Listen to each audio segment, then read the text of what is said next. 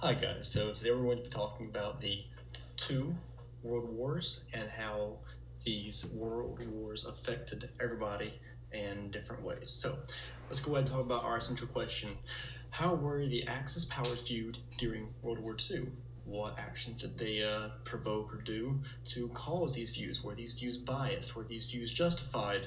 We're going to explore that deeper in this segment. Our objective today is given a primary source. Students will answer historical thinking questions in order to understand what life was like throughout the world during World War II, as well as World War I, and how this affected individuals and their views of the Axis powers.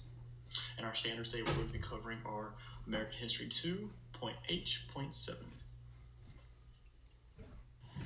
So, as you guys can obviously see, these right here are two very different propaganda posters used during World War II. Now, these propaganda posters were originally intended to encourage individuals to enlist or to volunteer into the army. Now, let's go ahead and ask, what exactly is recruitment? What does that vocabulary term mean? Well, recruitment is a term used to encourage or persuade potential volunteers or soldiers to join the army, and therefore by joining the army they're given a job, and then their job will be compensated with pay, benefits, retirement, yada yada yada. This is a term which there are recruiters or individuals who are within the army are tasked to go out and procure individuals to sign up for the army. And a way these individuals in the army procure potential soldiers is by using propaganda. Now, what's some propaganda y'all have seen here recently or in modern days? There's a common one out there we see all the time. Ads. If you watch a YouTube video, if you watch a commercial, if you watch even on your phone, on scrolling through social media, you'll see different ads or pop-ups trying to put propaganda out at you. Propaganda, like recruitment, is trying to persuade you to do whatever the propaganda wants you to do, whether it be buy a product, research, watch a video. It can be anything. Sign a form, join the army. Propaganda can cover anything. It's just people trying to compel you to listen to them and join them. So let's go ahead and take a quick historical look. Which one y'all think is the World War I propaganda poster? Well, based on the actual analytics and the information we are provided, you can deduce that the text says World War I below the Mad Brute poster of the gorilla or monkey with the big wooden club. That is from World War I. That is the depiction of what country are they depicting with this particular beast, of this brute? So pretty much, because we can deduce that the helmet is a spiked helmet and the club is some sort of German word saying Kultur, Kultur, that is German. So this is depicting Germany, as in they are a mad brute on the run. And now, what is this mad brute holding besides the club? He's holding a fair lady. He's got a damsel in distress. So what is it that this poster is trying to tell us we should do? We should enlist and stop this mad brute, save the damsel in distress, as the old saying goes, and restore peace, liberty, and justice to all. And now another representation of the lady in their arms could mean what? Well, what do you think that she's also signifying, or what could she be signifying? Well, we have a statue in America of the Lady Liberty up in towards New York. That's what immigrants or whatnot we will pass by whenever we're coming to America, typically, especially from Europe. We pass through Lady Liberty underneath a statue going through the harbor. And so this can say that the mad brute is trying to steal our symbol of freedom and steal our freedom, not just our symbol of freedom, but our freedom, as he's taking Lady Liberty from us. So let's go ahead and look at the World War II poster. Now, which one do you think the World War II poster is? Well, obviously, because we've already figured out that the Mad Brute, or the one on the very right-hand side of the screen, is Obviously, it's going to be World War One. The other one should be World War Two, correct? Yes, I'd say you're right. So now, what is this poster? What is it trying to depict, or what is it trying to convey to us that is going on in the world? Well, it looks like it's trying to say that there are two individuals hunched over the globe, gun and knife in hand, or maybe not gun, maybe a force multiplier in the hands of one individual to the very right hand side, and then the individual to the left hand side, he has a force enhancer. So these two individuals have different symbols on them, correct? Well, what do you think those symbols are? And those symbols are obviously, or pretty obviously, that they are symbols of their country, of their national origin, of the nationality and their sovereignty. So these symbols on the very right hand side, the person with the black or the matte hat, what does that mean? Well, what country is it from? Well, that is the swastika used by Germany during World War II. So if that is a swastika, and the person obviously bears a resemblance to what leader?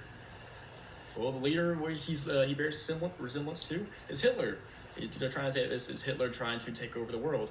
Now to the very left-hand side, who does that symbol look like it represents? Looks like it represents Japan, right?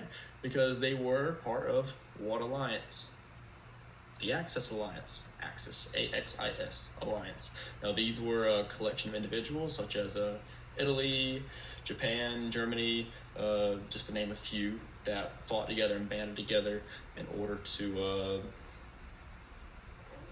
pretty much expand and create global expansion and colonization, and not just colonization, but just domination, dominating other worlds, capturing, subjugating, and unfortunately, in some cases, exterminating the individuals of different nationalities, different places, different countries. And what is this poster on the very left-hand side trying to say? Well, it looks like they're trying to say that our homes are in danger because they are obviously on both sides of America, right? We're surrounded in this picture, one on the Atlantic and one on the Pacific coast. And unfortunately, since we know that America is cut off from Europe and from Asia and from other continents, we are alone. And so if we are surrounded on both sides, then we really are alone, according to this picture. So this is trying to say that if our homes are in danger, then what do we need to do? We need to enlist, because our job is to keep them firing, trying to get people to enlist, keep them factories rolling, production flowing, supplies and demand, keep that on check. That way we do not lose momentum and lose the war. So let's go back to our compelling question. How did recruitment propaganda evolve in the years leading from World War I to World War II? Well, let y'all answer that for a second.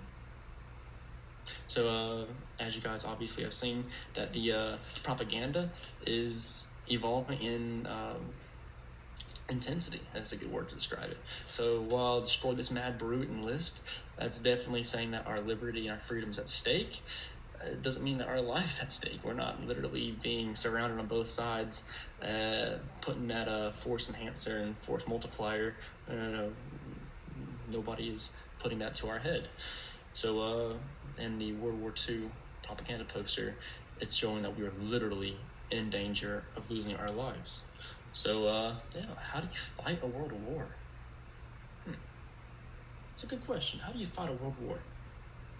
Well, obviously, you have to have soldiers. You got to have equipment. So you've got to be able to put, as the old saying is, boots on the ground. Now, how do you win a world war? Well, you can win by multiple ways. Now, let's go back to the first question. How do you fight a world war? Well, you can fight a world war by many different ways. You can win it by winning the hearts and minds of other countries, as well as going through and steamrolling the other country and occupying it and saying, okay, if you don't want to listen to us on your own free will, we're going to make you listen to us by taking over and making your decisions for you. So if that's how you fight a world war, how do you win a world war? Well, obviously by getting the other countries to concede or to surrender, as well as making the, not necessarily going through and eliminating any hostile enemies over there, but you can also cut off different economic supplies and economic resources that they use to fuel their war machine. So if you go through and you say, okay, we're no longer trading with you, and you're going to be starved of resources, and see how long you guys last that way with a big population that requires a lot of exported and imported materials, it's not going to last very long. So those are different ways you can win world wars. And so let's ask this, guys, right here. Bottom line, what even is a world war? What's the definition of a world war? Well, the definition of world war is a war fought on multiple fronts, not just one. So with a basic war, revolution, or whatnot, it's fought in a singular or sometimes slightly multiple locations, such as like different colonies, different islands, different continents. Not many, though. But a world war is almost the entire world being at war and therefore being affected by said war. So if the entire world is being affected by the war, who do you think people are going to blame? The aggressors, right? And what is the propaganda poster trying to say is the aggressor on both of these posters? The Axis powers, in particular, the same individual featured in both countries, Germany. So therefore, people are attributing blame and therefore creating hatred towards Germany in World War I and World War II, especially from the Allied perspective. The Allied being mainly America, Britain, Russia, Japan. Unfortunately, swapped sides. Well, not unfortunately, they decided to swap sides in both wars. So they went from World War I fighting on the Allied side to World War II fighting on the German side. So there is nothing wrong with that. It's their own decision. But we are pretty much always attributing Germany to at least being partially, if not solely, to blame during these world wars. Now, guys, let's go ahead and transition to our exit slip or exit assignment. Hey, so now it's time for the exit slip. On your own paper, let's apply, using the Bloom's vocabulary and Bloom's term, apply what we learned today and write a short paragraph on how would you encourage people to volunteer and risk their lives in a world war, or risk their lives to fight in a world war, not just living in a world war, just fighting in a world war. How would you encourage people to volunteer and sign up as a soldier and going through and potentially laying down their lives on the altar of freedom, on the altar of liberty, especially coming from the American perspective? Alrighty, I will see y'all again next time, and I hope y'all have a great day. Peace.